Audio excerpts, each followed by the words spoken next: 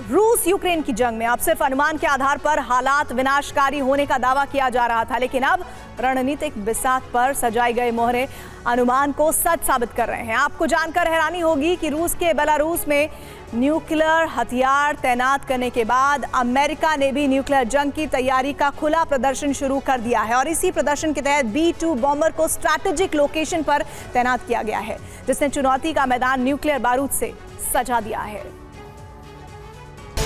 कैप्लेविक airbase, Iceland. Ukraine में जारी जंग के अंत का अनुमान जिस आशंका में सिमटता है वो न्यूक्लियर विनाश है और आसमान पर उड़ते ये अर्ध उड़न तश्तरी जैसे विमान इस आशंका को प्रबल बनाने वाले साक्ष्य हैं, जिनकी लैंडिंग हुई है आइसलैंड के कैप्लेविक एयरपोर्ट पर। यानी न्यूक्लियर जंग की तैयारी के अब तक सिर्फ ट्रेलर लॉन्च हुए थे, लेकिन ये हलचल अगले चरण की शुरुआत है। ये विनाशकारी उड़न दस्ते हैं अमेरिका के B-2 स्टेल्थ बॉम्बर, जिन्हें उस बेस पर उतारा गया है जहां से विश्व युद्ध की शुरुआत के लिए न्यूक्लियर तबाही का अलर्ट जारी होता है। क्योंकि कैप्लेविक एयरबेस की लोकेशन उस जगह पर है जो सीधे सीधे रूस के खिलाफ जंग का मोर्चा बना नजर आता है, क्योंकि यहाँ जिस कैप्लेविक एयरबेस का जिक्र हो रहा है वो आइसलैंड में है और ये द्वीप पश्चिम और दक्षिण में नॉर्थ अटलांटिक सागर से घिरा है, तो वहीं उत्तर में ग्रीनलैंड सागर है, जबकि पूर्व में नॉर्वेजियन सी है। लेकिन इन्हीं तीन समुद्रों में रूस की खुफिया न्यूक्लियर पनडुब्बियां भी मौजूद हैं। इसके अलावा कैप्लेविक एयरबेस पर अमेरिका के कई घातक प्लेन पहले से मौजूद हैं, जिन्हें पूर्वी सीमा वाले बेस पर तैनात किया गया है। लेकिन उन घातक प्लेन्स को बैक सपोर्ट देने के लिए अब पश्चिमी कैप्लेविक एयरबेस पर B-2 स्टेल्थ बॉम्बर तैनात कर दिए गए। कहने का मतलब ये है कि पूरा आइसलैंड द्वीप अमेरिकन विनाशकारी दस्ते का बेस बन गया है, जहां रूस पर हमले के लिए एक बड़ी सेना और हथियार तैनात कर दिए गए हैं।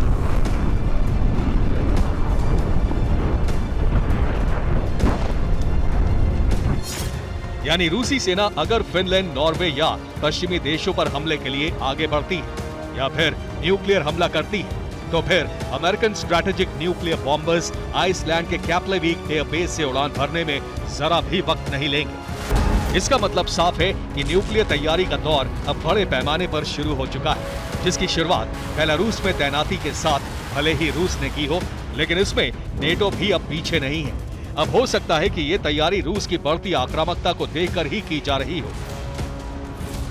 रूस ने नेटो के खिलाफ अपने न्यूक्लियर मिशन की शुरुआत बेलारूस से की है, लेकिन रूस वहीं नहीं थमा, बल्कि उन सभी साइट्स को एक्टिव कर दिया जहां जहां न्यूक्लियर ट्रिगर मौजूद है। रूस के जवाब में अमेरिका की न्यूक्लियर तैयारी का पहला चरण आइसलैंड से शुरू हुआ और कहा जा रहा है कि अमेरिका अब पीछे नहीं हटेगा, जिसका मतलब है कि टकराव के लिए दोनों ध्रुव रेडी है।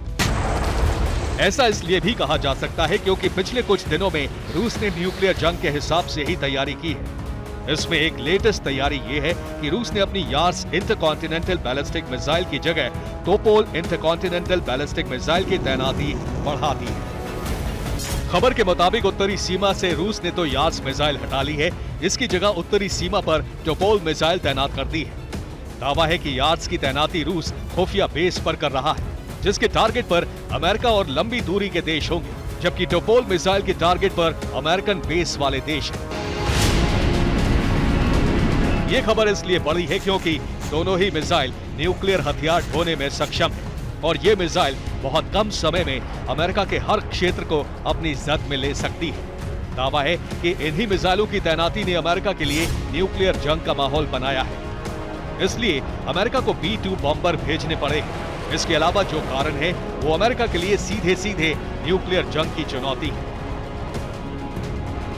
ये कारण है रूस के रक्षा मंत्री का उत्तरी न्यूक्लियर साइट का दौरा। रक्षा मंत्री सर्गेई शोइगु ने नोवाया जेमेलिया का दौरा किया है।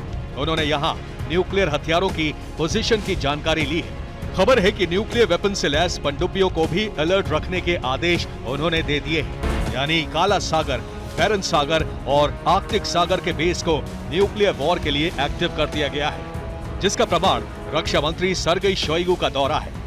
अमेरिका के B-2 बॉम्बर्स की रूस को टारगेट बनाकर की गई तैनाती है और रूस के विदेश मंत्री सर्गेई लावरोव का वो बयान भी है जो उन्होंने एक पत्रिका को साक्षात्कार के दौरान दिया है।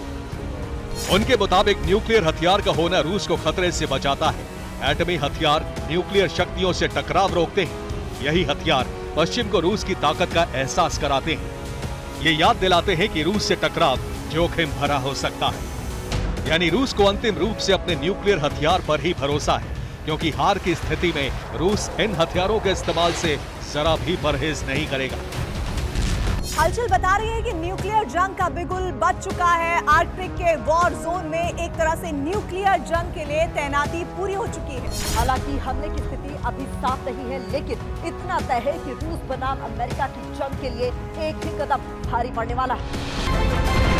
यानी नॉर्वे और फिनलैंड के बाद अगर स्वीडन को भी नेटो सदस्यता देता है तो फिर न्यूक्लियर हमला हो जाएगा।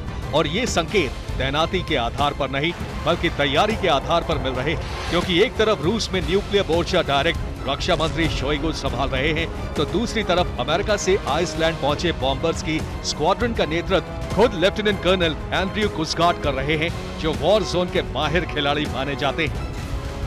Bureau report, TV9 Bharat.